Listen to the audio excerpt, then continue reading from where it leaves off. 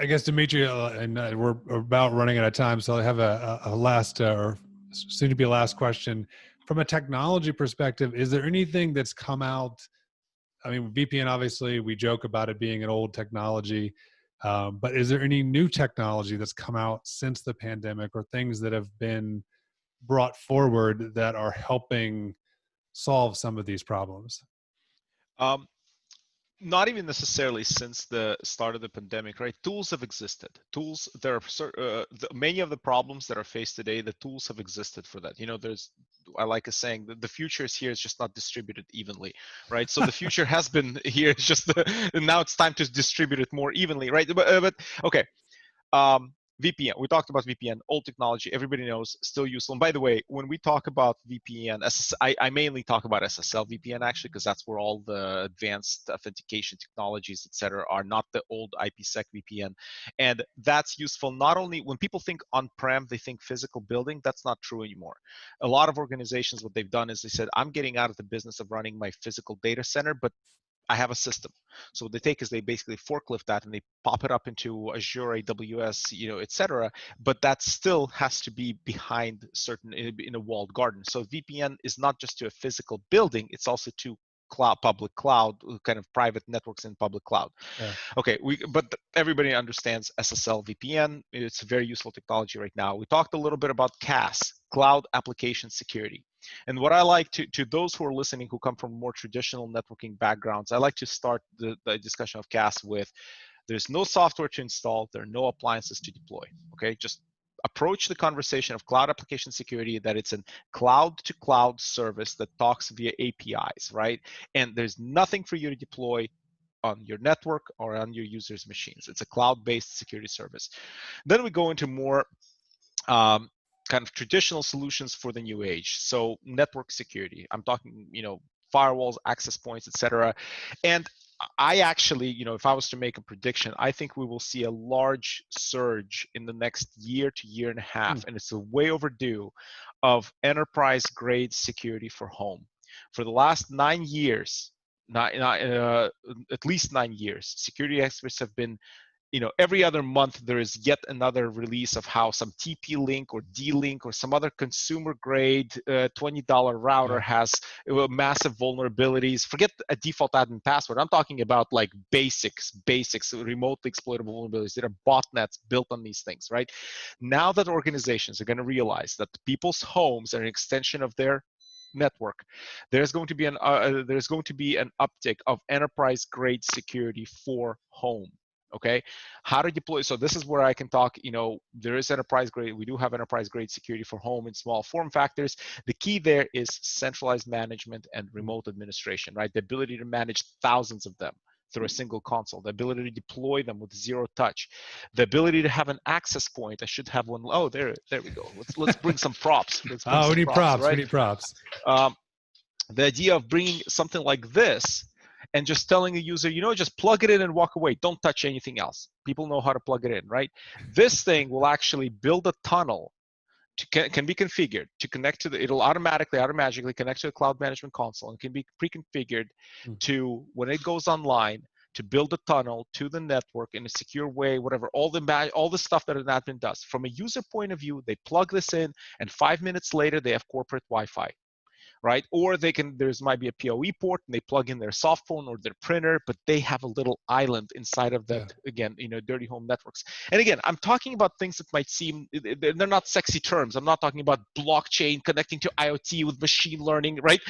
But it's pragmatic stuff that's actually going to solve problems right now. And I think that, you know, the home networks to me are the soft underbelly right now from a security point of view in most companies. If I was a hacker, right, I like to think of like, what would I do to be the most a-hole, basically, right? Like to screw people up, right? I would target homes. I would target home networks because people are not thinking, they don't have security there. And right now, he with has everybody from evil home, Dimitri somewhere in the internet. but you got to think like that, you know. You got to think like that. You got to think like, you know, if you can think like, how would I screw people up, right? How would I get in? Then you can also think of solutions for that.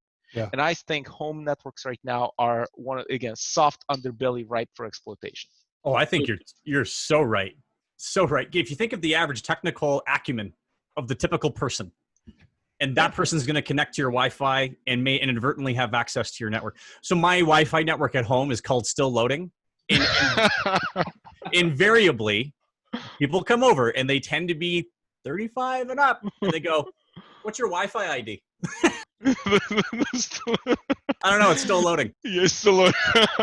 But just consider that, right? Because I think that if you're technically savvy, you're going to be like, "Huh, that's a funny, yeah, right?" But if you're not, you're going to be like, "Oh, well, it's still loading." Still loading. Yeah, don't use. And those are the people connecting to your home network that have access to your corporate. People will also have just default whatever modem. Most people, right? And I should pull up statistics on this. How many people have just modems that come from their ISP with whatever software router, more than software they got 60% probably. Yeah, and that's what they have. And then the ISP, how many times have you had a phone call with your ISP that says plug your laptop directly into the modem? I'm like, no, Right. I would never do that. They're like, well, sorry, we can't support you then. And anyway, that's home security. That's home network security. So I got a question for you, Dimitri. This is a conversation we had internally. We were talking about it. Is at what point do you believe that, or if ever, that organizations are maybe going to somehow be a little bit responsible for the performance of that at-home network, right? I mean, especially companies that may have adopted more of the BYOD approach. You just utilize your home machine and we'll get you connectivity in and go from there. But yet you've got the Fortnite, the Netflix streaming that's causing network disruption. How do you is the IT department at any shape or form somewhat responsible to provide assistance to that? And or even take it to the next level, you're talking about security, you were talking about hardware security within the home, but what about even that endpoint protection? EDR at Thank home. you. Yeah. Let's deploy it. I mean, it really wouldn't be that much of it. Call it an employee perk to say, hey, no, 100%. Let's let you have a couple clients for your home use, your personal use, just get it on all your machines. If your machine's going to run a lot better at home because we're helping you protect it and you're going to be more productive, that's an easy win. 100% agree with you on the endpoint client. Now, I completely had a brain fart. I completely forgot to mention that, right? And that's a super easy thing to do. I don't think companies are going to take on the full network. That's too hairy of a problem. I think if anything, they'll say, here's your work environment, your home environment, you're on your own, right? Because it's just too much. Liability is not the right word. It's like now you're tech support for people's homes, right? But giving them endpoint clients or giving them these islands, to connect, that's a much more controllable, and the scope of the problem is much more controllable. I fully expect, I fully expect that, especially as companies start seeing money. I'm a firm believer of incentives. And once the financial, and for companies, it's the only incentive is the financial incentive. Once financial incentives align, I fully expect that to be the case. Yeah, I think there's a little bit of merit on the enterprise hardware approach as well, as far as deploying something in a home.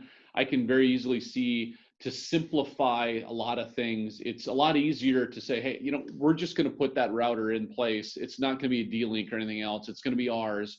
And we're going to give you plug your stuff in over here, and I don't really care what you do with it. But all of this is our corporate side, right? Exactly. That's exactly what I mean.